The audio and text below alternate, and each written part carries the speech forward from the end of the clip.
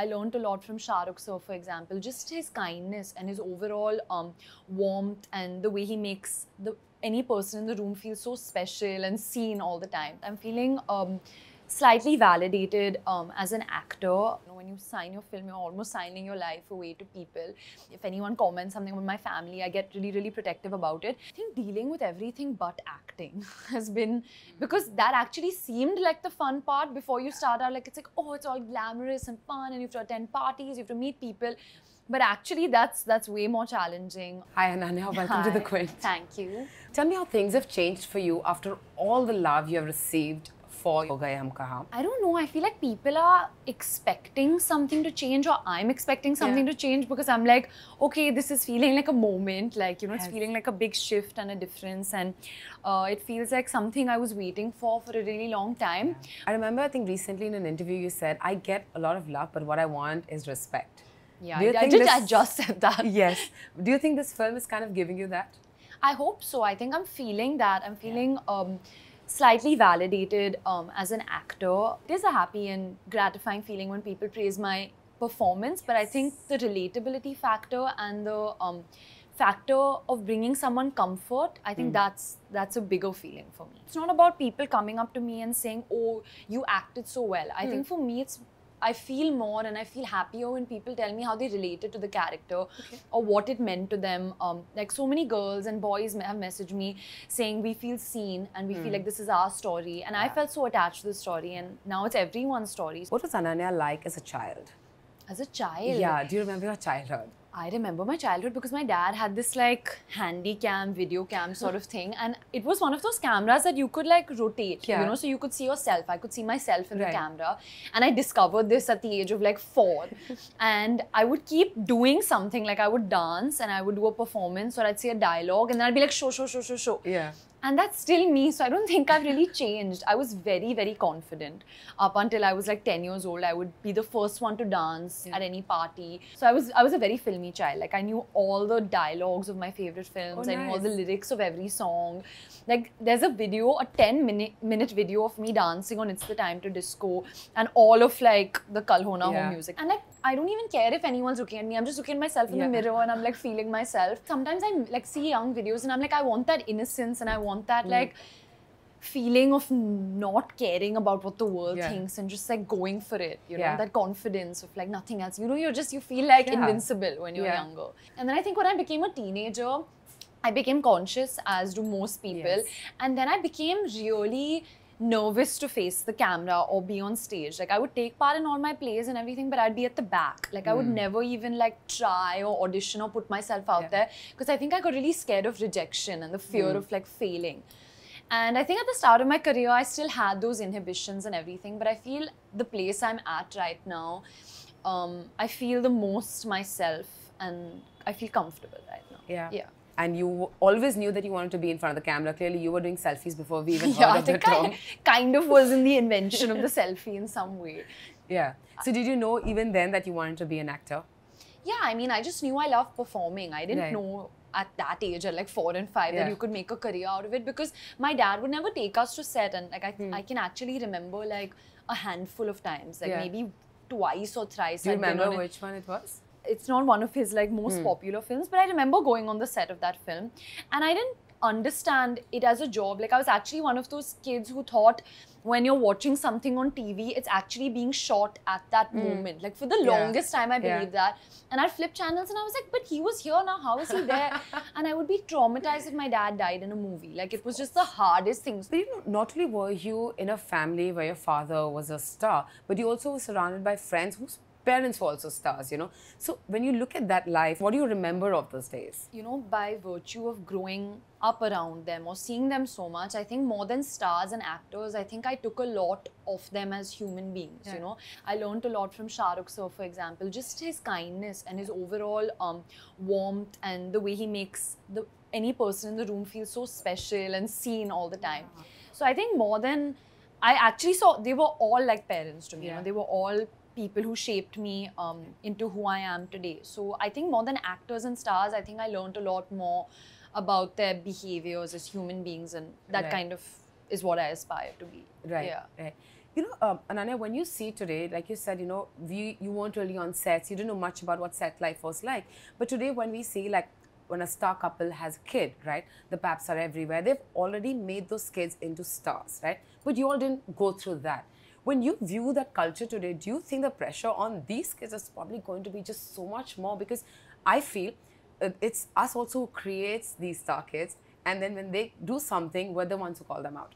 Tricky situation, and it's tough for me to like even comment on that because I don't know how I'd feel if my kid was out there or put in that. But I know I'm very protective about my sister, so I can kind of relate to that because she doesn't like being tagged in any of these photos. She's like, I want to stay away from it and all of that stuff. So I can see that feeling of like protectiveness, and if anyone comments something with my family, I get really, really protective about it. It really depends on the person and how they choose to, deal with the beast in that way of fame and popularity and stuff. It's a tricky one.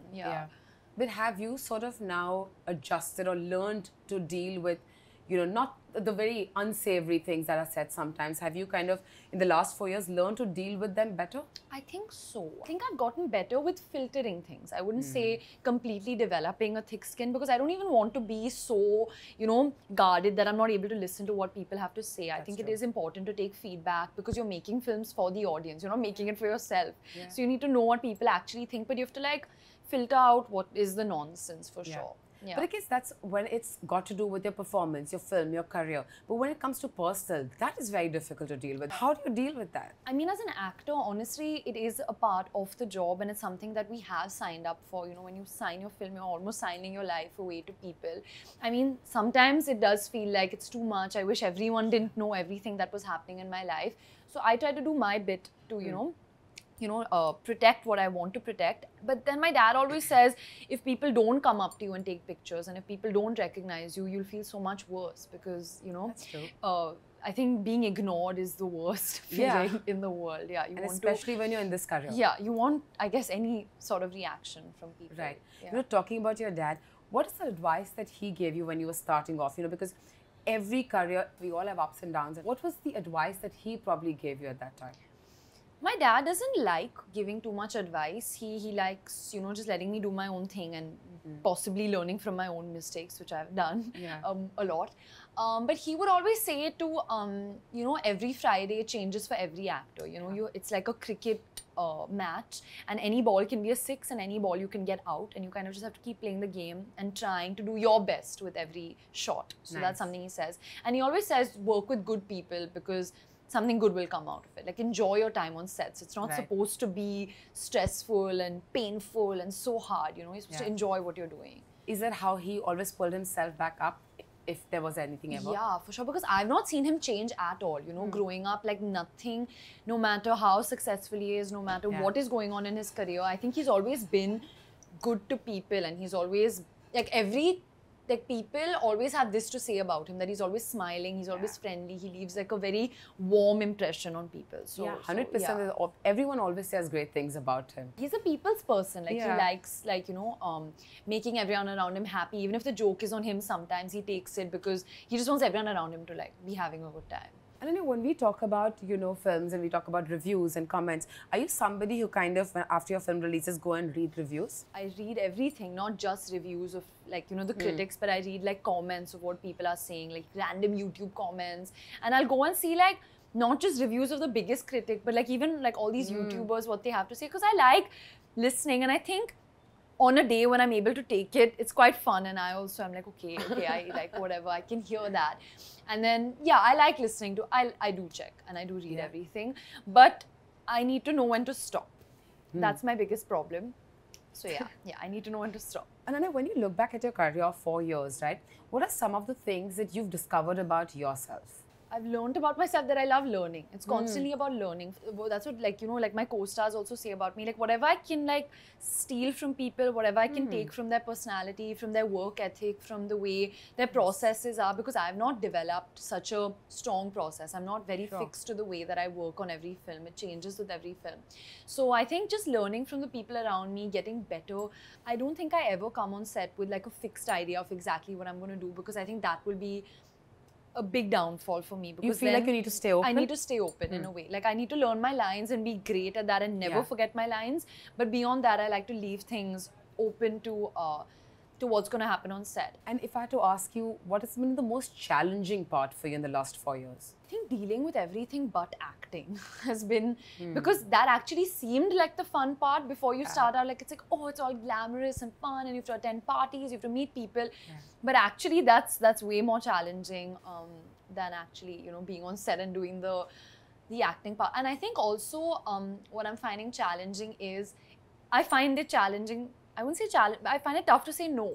Because I have a lot of FOMO, so even when it comes to scripts, like, I'm like, okay, but if I don't do it, someone else will do it, and what if it's like an amazing movie and I'm just like really bad at, you know, judging things. So I think I find choices challenging, like, because it's actually, like, people always say, it's not what you say yes to that makes you, it's what you say no to. So yeah, I find my mom had to buy me a book that said how to say no, because I can't say no. I find it so tough to say no to something. Do you remember a kind of a day when you weren't feeling your best, say?